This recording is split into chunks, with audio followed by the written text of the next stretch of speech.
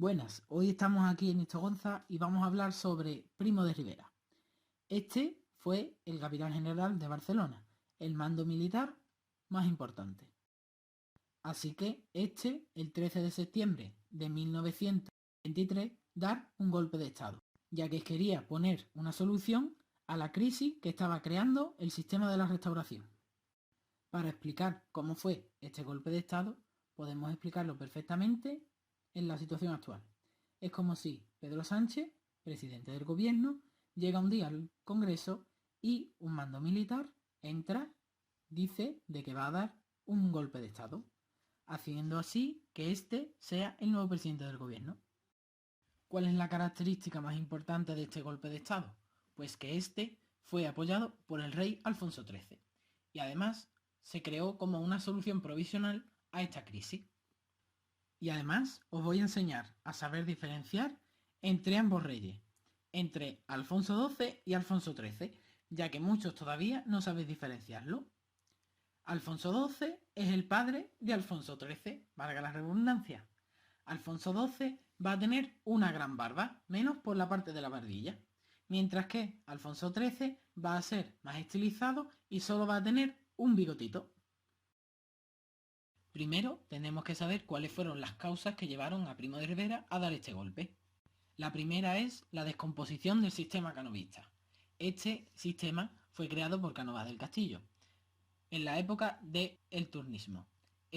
Al morir los grandes líderes, Cánovas y Sagasta, creó una gran corrupción electoral y además hizo que se desprestigiara este sistema.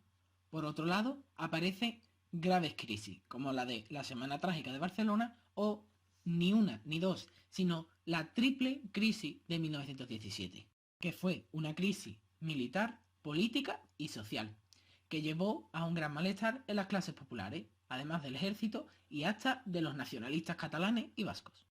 Además, va a aparecer un aumento del movimiento obrero, donde va a destacar la CNT, que es un sindicato anarquista. Y por último, una de las grandes causas fue la cuestión marroquí. España llevó una política militar agresiva, que conllevó al desastre de Anual, donde murieron más de 13.000 soldados españoles. Por esto se creó el expediente Picasso, donde responsabilizaba a altos mandos militares e incluso al propio rey Alfonso XIII de estas muertes en Anual, en África. Y aunque seguramente os lo estaréis pensando, este expediente Picasso no tiene absolutamente nada que ver con Picasso, pero se llamó así. Ahora pasamos al golpe militar. Este se dio el día 13 de septiembre de 1923 por Miguel Primo de Rivera, como bien sabéis. Comenzó en Barcelona, ya que él era el capitán general, y más tarde se pasó a grandes ciudades. Este comenzó con un manifiesto que pretendía ser regeneracionista y populista, teniendo gran apoyo en las clases populares. Él pretendía acabar con la corrupción y el caciquismo, además de los nacionalistas. Y, si fuera poco, este golpe militar fue apoyado por el rey Alfonso XIII. Aparte del apoyo del rey, este va a tener el apoyo del ejército, grandes terratenientes y miembros de la burguesía industrial y financiera, además de los políticos más conservadores.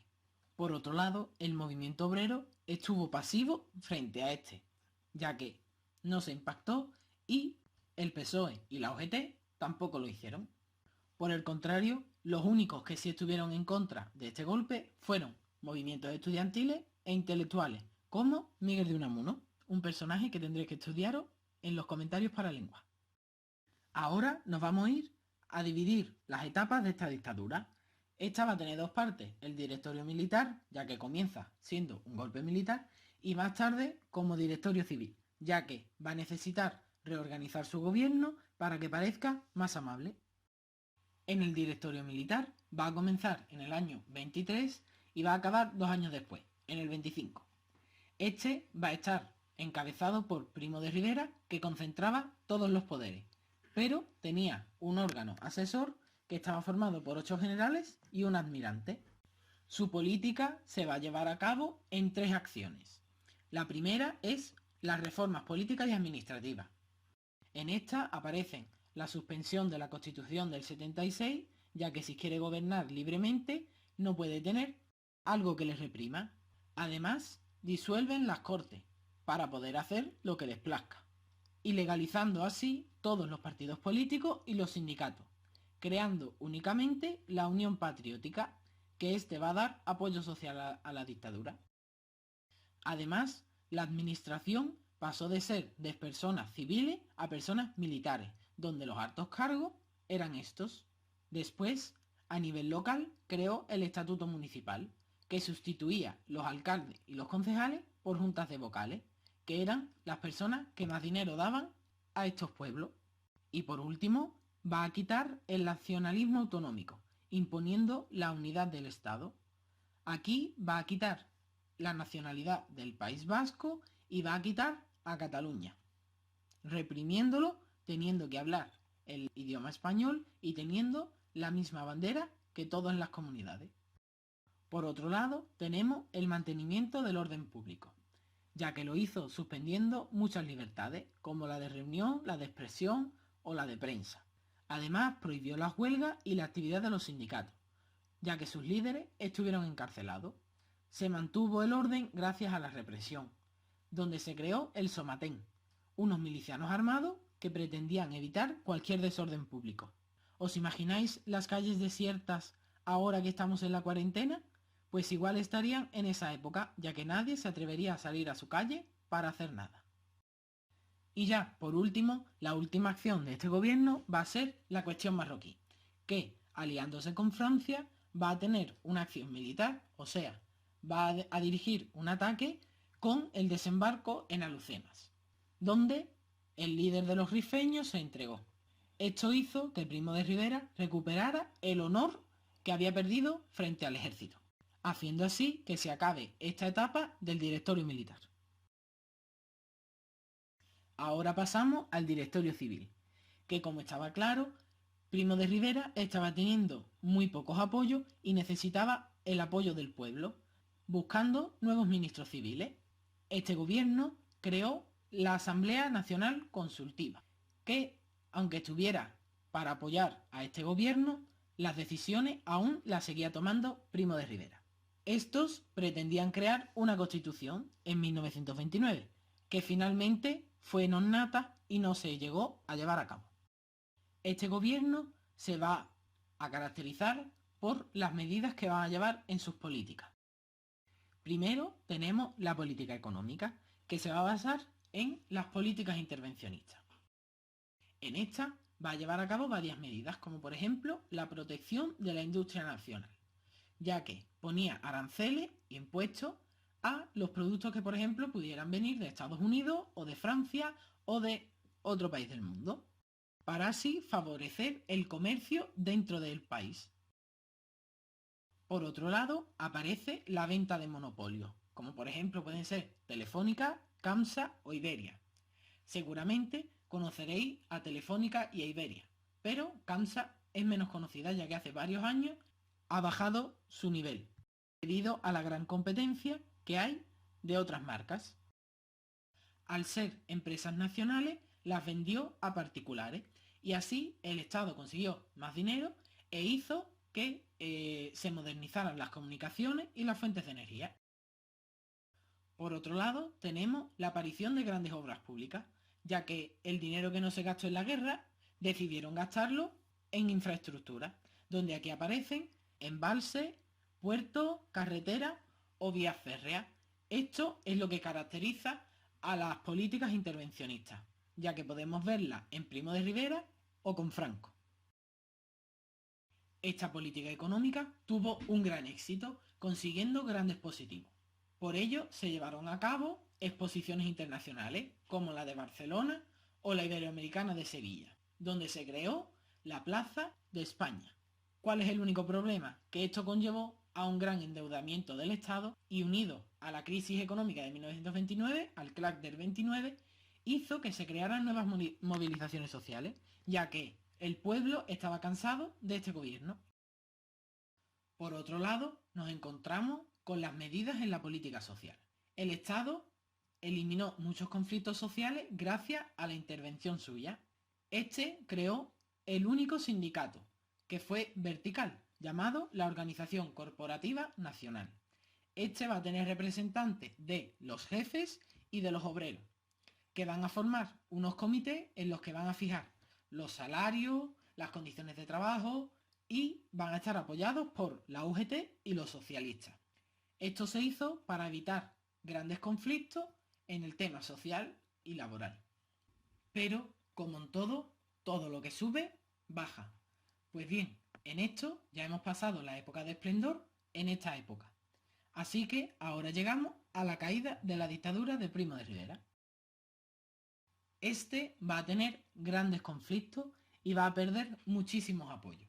Primero, va a coincidir con que grandes intelectuales, como por ejemplo son Unamuno, Valle Inclán o Pío Baroja, que ya conoceréis seguramente por nuestro amigo Andrés Hurtado, hizo que criticaran la suspensión de las libertades políticas que hizo este gobierno.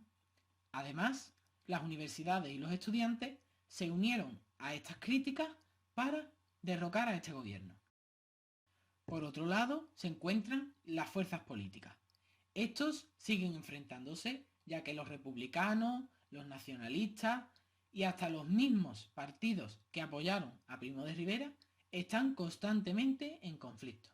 Además, nos encontramos con que los mismos amigos de Primo de Rivera, que eran altos mandos del ejército, planeaban conspirar contra él para dar un golpe y quitarlo del gobierno.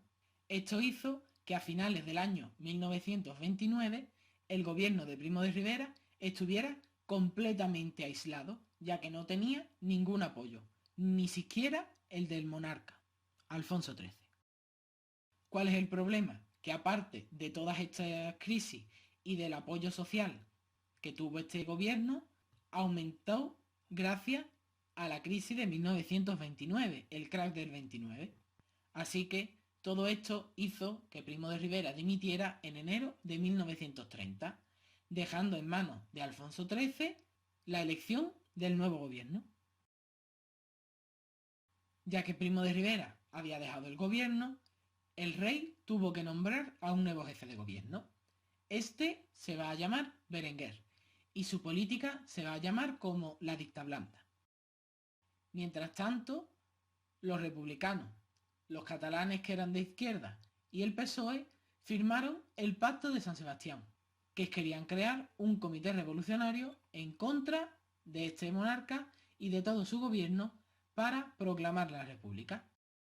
Así que, en poco tiempo, hicieron un levantamiento militar en Jaca, que no salió bien parado y al final el gobierno pudo retenerlo, creando así muchísimas críticas frente a este. Ya que este gobierno empezó a tener muy pocos apoyos, Berenguer decidió dimitir. Tras esto, el rey decidió nombrar como jefe de gobierno al almirante Aznar. Este prometió elecciones a las Cortes Constituyentes y elecciones municipales. En estas elecciones significó la diferenciación entre votar a favor de la monarquía o en contra. Hubo una gran mayoría de votos monárquicos en los pueblos donde los caciquistas todavía seguían, pero en las grandes ciudades donde el caciquismo todavía no era muy efectivo, ganó el voto republicano. Esto hizo que tiempo después Alfonso XIII abdicara, hasta que en el día 14 de abril de 1931 se proclamara la Segunda República Española. Así que ya sabéis, si os ha gustado este vídeo, no os olvidéis de suscribiros a mi canal y saber un poquito más sobre historia.